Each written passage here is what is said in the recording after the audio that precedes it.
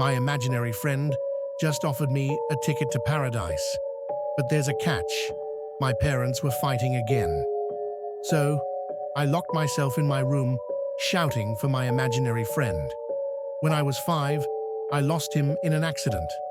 I was okay, but when I woke up in the emergency room, he was gone.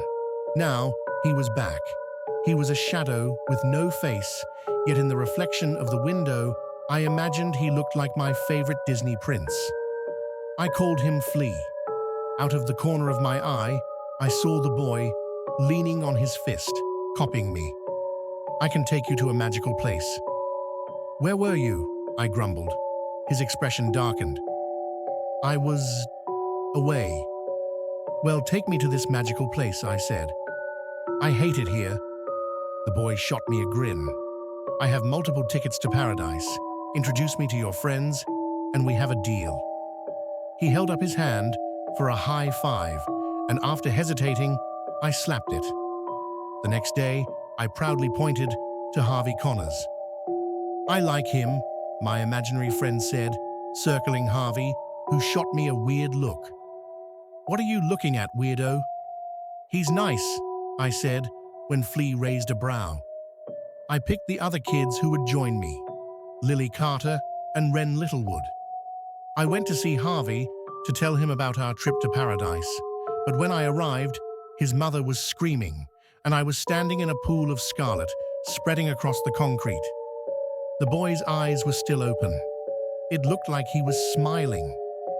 My head started to spin, and I could sense Flea behind me, his breath in my ear. 4 kids were dead. Harvey had dived out of his bedroom window. In the days following, Lily Carter drowned in the bathtub, and Wren Littlewood toppled off the jungle gym. Flea, I screamed when I was back home. What did you do? Running over to my window, I threw it open, only for warm hands to push into my back. Then I was falling.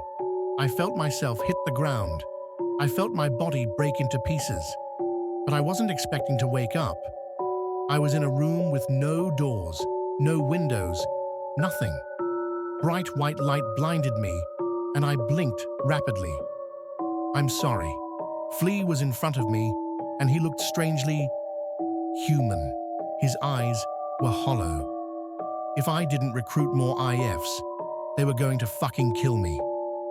I started to get up, panic flooding through me when I couldn't. IFs? Ben, someone called from outside. Leave the new recruits alone. Something cold shot down my spine. Flea's name was Ben. Outside, I could hear Harvey Connors screaming. I didn't understand why until I stared down at myself, at my body that was no longer a body. I was nothing but shadow and oblivion, an outline waiting to enter a child's mind.